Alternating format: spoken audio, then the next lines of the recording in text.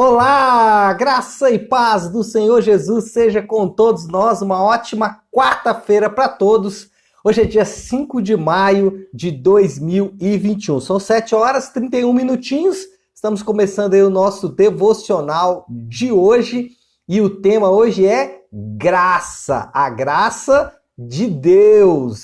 Vamos falar um pouquinho sobre esse assunto, sobre esse tema, né, recorrente nas Escrituras e que faz parte ou é central, essencial da fé cristã, não pode ser ignorado e precisa ser entendido com muita calma e principalmente precisa ser entendido com o coração, porque a graça de fato é algo maravilhoso de Deus dado aos homens, dado a mim, dado a você também. Bom, para refletirmos sobre isso, nós vamos usar como base o texto que temos estudado nesses dias. Nós estamos fazendo uma maratona bíblica de leitura sobre assuntos específicos e o assunto do momento é o reino de Deus. Estamos falando sobre o estabelecimento primeiro do reino natural, do reino chamado Reino de Israel. Começamos lá desde a saída do Egito até passagem pela conquista da terra e agora estamos no estabelecimento do reino de fato, lendo 1º e 2º Samuel. Hoje, 1º Samuel capítulo 17 e capítulo 18. Paralelo a isso, nós estamos lendo o Salmo também de número 9. Então eu quero te incentivar, você que ainda não começou a sua maratona bíblica, comece.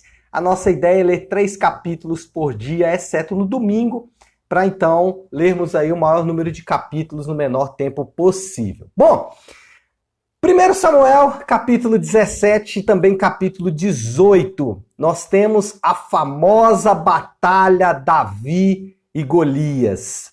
Esse acontecimento ele tem desdobramentos que são importantes, tanto do ponto de vista militar, político para a nação de Israel, né? Tanto do ponto de vista do próprio povo de Deus estabelecido na terra, já que a vitória de Davi contra Golias deu uma vantagem militar muito grande para a nação de Israel, mas também a vitória de Davi contra Golias teve um desdobramento até os nossos dias, né? Ainda hoje, essa vitória ela é usada para exemplificar a vitória do mais fraco sobre o mais forte. Então, mesmo em batalhas que não são ligadas à Bíblia, nós vemos esse termo ser usado, né? A vitória de Davi contra Golias. Do ponto de vista aqui bíblico, a vitória de Davi contra Golias tem, de fato, ensinamentos muito profundos. E eu até convido você a ler com calma aí esses capítulos, porque tem muita coisa. Uma das coisas que a gente vai perceber é a natureza humana desnudada, né? Você vê inveja, você vê discurso de ódio, você vê racismo, você vai ver todo tipo de discurso que hoje para nós é como se a gente tivesse inventado esses termos, né? A gente vê as pessoas hoje como se isso tivesse nascido agora no século XXI. Não, isso já existe desde que o homem é homem. A maldade humana e a natureza humana, ela continua sendo responsável por todo o mal que o homem vai enfrentar. Nesse acontecimento, Davi e Golias, Davi, ele é de fato apresentado à nação de Israel, e a sua vitória, né, como rei, né, de fato, porque naquele momento ali ele já havia sido ungido por Samuel, ainda que não havia conquistado ainda a sua posição de rei, mas ele como rei de fato vence uma batalha épica para o povo de Deus, e como eu disse, com desdobramentos até os dias de hoje. Davi enfrentou sozinho e venceu para Saul e seu exército uma guerra que era deles. Davi desce até o vale de Elá, enfrenta Golias para Saul, que deveria ser o responsável por essa vitória, e Davi vence esse Golias, vence esse gigante, para o povo que estava de longe observando. Primeira coisa que nós precisamos entender é que não podemos ou não é saudável ficar tentando recriar a batalha Davi e Golias nos nossos dias, né? A batalha Davi e Golias aconteceu naquele período e tem um ensinamento próprio para aquele período. Davi, ele de forma graciosa, por quê? Porque de fato Davi, não por méritos nenhum de Saul ou do povo, mas sim por amor a Deus e por amor à palavra de Deus e confiando nas promessas de Deus, Davi, ele enfrentou todos esses adversários. Aliás, enfrentou esse adversário para o seu povo. Davi favoreceu os seus compatriotas ali que estavam todos morrendo de medo. Davi favoreceu os seus compatriotas com graça, já que Davi não viu neles mérito nenhum a não ser o fato de serem o povo de Deus. Então Davi foi gracioso para com o seu povo, foi gracioso para com Davi, o rei. Davi foi gracioso para com Saul, o rei, e para com o seu povo. E esse talvez seja o ensinamento mais profundo desse texto. Volto a dizer que tem ensinamentos muito sérios ali, mas de fato a graça que Davi demonstrou para com Saul e a graça que Davi demonstrou para com a nação de Israel é o que nos chama a atenção e é sobre a graça que nós vamos conversar nessa manhã.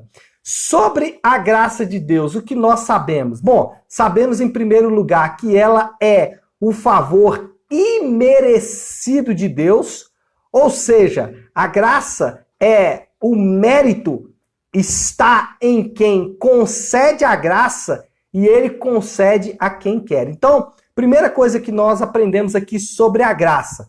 O mérito está em quem? Em quem concede a graça. No caso ali da batalha Davi e Golias, o mérito estava em Davi, que concedeu a sua graça, que foi gracioso para com tanto o exército de Saul e, obviamente, Saul e seus soldados, também com o povo e com a nação de Israel. Então, o mérito estava em Davi e não no povo e não em Saul, e Davi concede, ou a graça é concedida a quem está concedendo, concede a quem ele quer. O que nós aprendemos aqui? Primeiro, que o mérito está em Deus e não em nós mesmos. Muitas vezes nós nos apoiamos em nosso próprio mérito. Semana passada eu li uma frase e eu queria que você prestasse muita atenção, porque essa frase ela é talvez a essência da graça. Ela diz o seguinte: o veredito é dado antes do desempenho. Por quê? Porque o mérito não está em quem vai receber a graça. Você já deve ter visto, é muito comum em datas comemorativas, em festas religiosas, né, os repórteres entrevistam lá alguém e essa pessoa diz: não, eu estou buscando uma graça de Deus. E o que normalmente ela está fazendo? Ela está fazendo um sacrifício para alcançar a graça de Deus. Só que nesse caso o mérito está em quem? O mérito está na pessoa que vai fazer algum sacrifício para alcançar a graça de Deus. De fato, não é isso que nós encontramos na Bíblia. A Bíblia nos diz que a graça ela é meritória em quem está concedendo, no caso, no próprio Deus. O próprio Deus que concede a graça, o mérito está nele, que está concedendo, então, essa graça sem levar em conta o nosso desempenho. Aí você pode dizer, mas então eu não preciso me desempenhar? Bom, daqui a pouco eu vou falar sobre o segundo ponto. Além disso, além da graça, né, como favor imerecido, ter o mérito em quem concede, a pessoa que concede a graça, ele concede a quem ele quer. Olha só que interessante. Se Deus fosse obrigado a ser gracioso com todos os homens, já não seria graça, mas seria o quê? Obrigação. A grande beleza da graça está no fato de que Deus concede a quem ele quer, de que Deus faz sem ser obrigado a fazer. Porque, como eu disse, se ele fosse obrigado a fazer, já não seria graça, mas seria o quê? Obrigação. Então Deus, de forma graciosa, nos alcança sem que houvesse mérito nenhum em nós mesmos. Aí você pode dizer, então beleza, pastor. Se a graça é favor imerecido, se o veredito é dado antes do desempenho, se Deus concede para quem ele quer, então eu posso deixar isso para lá e viver a minha vida sem me preocupar muito com isso. Aí entramos no segundo ponto, que é: a graça não é um poder místico. ela é uma realidade que precisa ser compreendida. Aí está o detalhe. Anote isso que eu vou dizer agora. Por compreendermos a realidade do céu, impactamos a realidade da terra. Percebeu o que eu disse? Por compreendermos uma realidade que é do céu, nós podemos impactar a realidade na terra. Foi o que Davi fez. Davi, ele entendeu que havia promessas e que existiam promessas de Deus para a nação de Israel e que essas promessas se cumpririam. Ele compreendeu uma realidade do céu. Essa realidade do céu impactou a forma como ele viveu na terra. A mesma coisa acontece com a graça. Quando você compreende a realidade do céu a partir da graça, o fato de você ter sido alcançado pelo amor imerecido de Deus, o fato de Deus ter se entregado em seu favor, o fato de Deus declarar verdade sobre a sua vida muito antes que você possa ter feito qualquer coisa, o fato de Deus declarar algo sobre você que de fato não é, por exemplo, quando Deus diz para você que você é santo, mas você e eu sabemos que nós não somos santos. Mas a realidade do céu sobre nós impacta a forma como vivemos na terra. Eu falei um pouco sobre isso no último domingo, pregando sobre 1 Coríntios. No mesmo texto, Paulo diz, olha, eu sou apóstolo e eu sou escória da terra. Como alguém pode dizer no mesmo texto que ele é apóstolo, ou seja, chamado para uma tarefa muito grande, e no mesmo texto ele diz, olha, eu sou escória da terra. É porque ele entendeu uma realidade que é do céu. Então, quando você entende uma realidade que é do céu, quando você entende o impacto do que aconteceu com você e comigo na cruz do Calvário, quando você começa a compreender a graça de Deus e o favor imerecido de Deus dado a mim e a você, as nossas vitórias e a nossa vida, ela pode impactar tanto ou quanto mais foi a vida de Davi. Davi, ele entendeu uma realidade do céu, ele compreendeu uma realidade do céu, e isso impactou como ele viveu.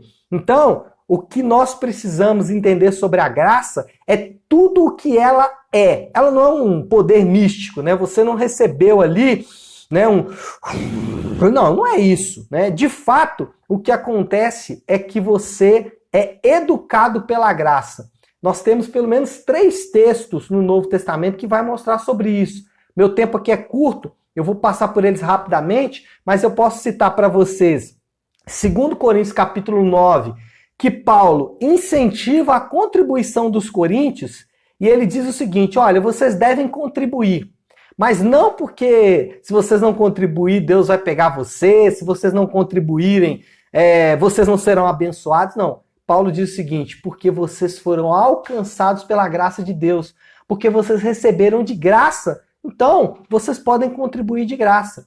Outro texto é o texto de Efésios capítulo 5, quando Paulo fala, olha, maridos, ame a sua esposa, como Cristo amou a igreja. Ou seja, Paulo está invocando uma realidade do céu, Cristo ama a igreja, para impactar a forma como os maridos vivem na terra. E o terceiro é Tito capítulo 2, quando Paulo fala o seguinte, que a graça nos educa a vencer as paixões mundanas. E ele vai fazer uma citação de várias paixões mundanas, que a graça vai nos reeducar. Então, a graça, ela é uma compreensão da realidade que há no céu. Quando você compreende o que aconteceu no céu e como Deus te salvou, aí você começa de fato a impactar essa terra. Aí você começa de fato a viver diferente nessa terra. A graça nos educa. E em último lugar, para nós encerrarmos e orarmos, Jesus é o Rei definitivo, que no vale da nossa morte derrotou o nosso maior inimigo e graciosamente nos convida a celebrar a vitória com ele. Por que eu estou falando isso? Porque Davi é um rei que vai no vale de Elá e derrota o inimigo do povo de Deus e celebra com o povo de Deus a vitória contra eles. Jesus é o nosso rei definitivo, que no vale da nossa morte, no lugar onde nós deveríamos morrer, ele morre a nossa morte, derrota o nosso maior inimigo que de fato nós não poderíamos derrotar, e nos convida a celebrar a vitória com ele. Essa é a história da graça. Você e eu, nós somos alcançados por um amor que não merecíamos, por uma graça e por um favor que de fato não fizemos nada para alcançá-lo e nunca seremos capazes de fazer nada, por melhor que você seja.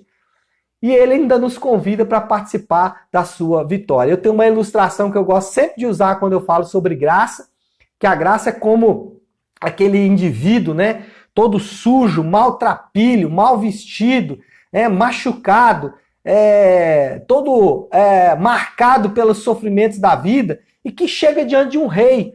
E esse rei estranha a presença desse indivíduo diante dele e pergunta: o que você está fazendo aqui? Quem te autorizou a entrar? Quem te autorizou a ficar na minha presença, especialmente com essas roupas? E aí aquele mendigo, aquele indivíduo sujo, maltrapilho, aquele indivíduo maltratado, aponta para a cruz e diz: aquele homem sangrando ali disse que eu podia entrar. Essa é a história da graça. É uma realidade do céu. É um acesso que nós temos diante do Rei. Acesso que nos foi dado pelo sangue derramado de Jesus. No vale da nossa maior morte, nosso maior inimigo foi derrotado. E Jesus nos convida para celebrar com Ele essa grande vitória. Amém?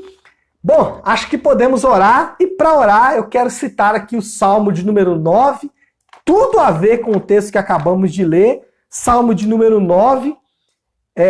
Versículo de número 1. Olha só, o Salmo 9 é o Salmo de hoje, ele diz assim: Senhor, quero te dar graças de todo o coração e falar das tuas maravilhas. Em ti quero alegrar-me e exultar e cantar louvores ao teu santo nome. Esse é o Espírito. Senhor, eu quero te dar graça, eu quero louvar o teu nome por tudo que o Senhor fez por mim. E aí fica um ensinamento muito prático, né? E esse é um ensinamento importante da graça de Deus. Ela nos educa a glorificar o nome do Senhor. Ela nos educa a falar das maravilhas de Deus, mesmo que ao redor nós não enxerguemos tantas maravilhas assim, mesmo que ao redor as coisas não estejam como nós esperávamos, ou talvez ao nosso redor as coisas não estejam fáceis. Mas nós podemos dar graças ao Senhor, não por nós mesmos, não por algo de fantástico que nós fizemos, mas dar graças a Ele pelas suas grandes maravilhas. Pastor, eu não sei nada que eu possa agradecer a Deus hoje. Poxa, agradeça por esse sol lindo que nasceu, agradeça por esse céu maravilhoso que está aí, agradeça pela graça dEle, pela misericórdia dEle que já se levantou sobre a minha vida e a sua vida também, tá bom?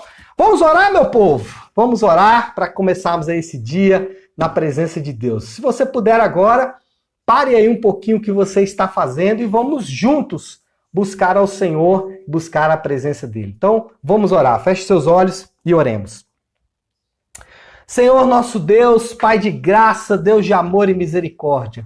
Senhor, nos achegamos e nos aproximamos de Ti, Pai, na certeza que temos que o acesso nos foi dado em Jesus Cristo.